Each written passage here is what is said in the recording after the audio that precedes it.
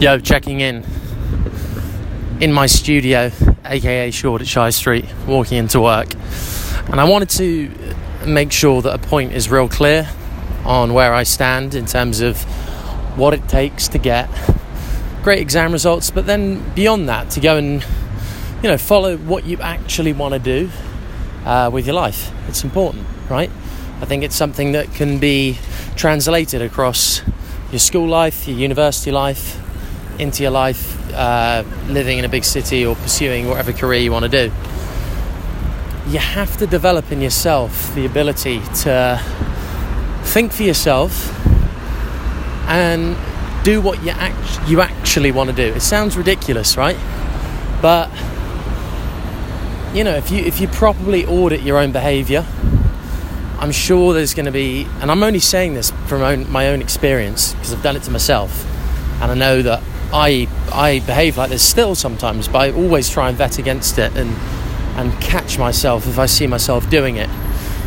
But your behaviour is often dictated by, that's just a little bit of sound effects there from a Tesco heavy goods vehicle. As I was saying, audit yourself and see if any of your behaviour at all is being impacted by the opinions of other people, right? That is, anything from just like the odd comment they make, or you just thinking about, if I do this, like what are my friends going to think, or what's that person who's not even my friend going to think, that kind of thing. And that kind of mentality actually stops you from achieving your goals and doing what you actually want to do, and you end up compromising. And yeah, you can probably post-rationalise your way out of it, but ultimately, if you're sitting down one-on-one with someone, having a heart-to-heart, I think you're always going to say you would have opted for the option number one, which was the thing that you actually wanted to do. So, really, I'd say make sure you keep on auditing yourself for this behaviour. And one of the best ways you can develop a really thick skin and a really strong approach to following what you actually want to do is try hard in class. I mean, I went to a good school, but it wasn't cool to try hard. And if you look at the Exam Coach story video, the exact reason why I wasn't trying hard, because I wanted to be the cool dude, the class clown and stuff. And to a certain extent, I was, make people laugh, get kicked out of the class, banter, ETC, all the classic stuff. And if you actually break it down, though, that was me just kind of pandering to the crowd. It was pretty kind of beta behaviour and immature. And when you hit a certain age, it wasn't really a certain age, it was just a mindset flip for me, where I was just like, look, this isn't actually what I want to do. I'm not a bloke who panders to the crowd. I do what I want to do when I want to do it.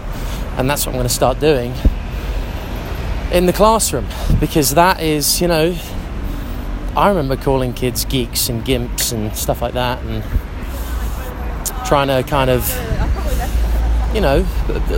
take the mick out of their hard work and effort, which was not nice, really.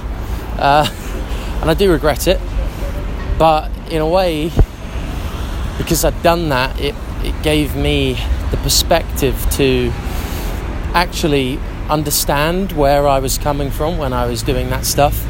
And then I just said to myself, sod it, I'm gonna go and be the person who tries the hardest in class, asks questions, gets on it. And yeah, you do get resistance, of course you do, but you find that if you're thick-skinned enough and you've got that ability to banter it off, to not really care, then people stop caring and stop maybe bugging you about it, and you just become known as this person who tries hard, cracks on in the classroom. And then you can also be that other person you like being outside of the workplace. And it's that which I think is what you want to be aiming for. This idea that you can actually just be whatever you want to be, and everybody else is going to be okay with that. And it's just your initial fear of the period. Everybody hates change, right? The period of resistance is going to happen where you change a bit and people who are your friends are going to be a bit like, oh, well, you didn't used to be like that, or you didn't used to do that. Why are you doing that now? I liked you as you were. But they'll adapt. Don't worry about them. Just worry about yourself and doing what you actually want to do. It's a huge skill. And it takes a lot of honesty and introspection. But I think it's even more relevant today than it's ever been because of the nature of social media, the nature of influence on the internet. Everybody kind of looking over their shoulder, whether they'd admit it or not, at what the next person's doing and what their life is like and what they think. My answer to that is, it doesn't really matter. The only thing that matters is what you think of yourself and whether you're happy with what you're doing, both at school and beyond. So have a think. If you want me to go into this in more detail, because I think it's a really, really important topic that's not talked about enough. And if you can understand this between the age of 12 to 19 and operate, the place you're going to be in 5 years' time it's going to be incredible. Like you're going to be in such a strong position because of that one skill that you can do what you actually want to do rather than be impacted too much by the opinions and perspectives of others in a negative way. So I'm checking out, but have a think and let me know. Hit me up on WhatsApp, numbers on the website, james@theexamcoach.tv if you want to email me, on Snapchat as well.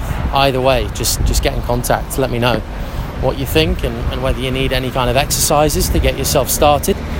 We can get those baby steps going, get you doing a few things, pushing the boat out, and then you get that 2-3 month window where you look back and you say, wow, I've come a long way and the positive results are coming in and this is actually what I want. So you're going to be in a good spot.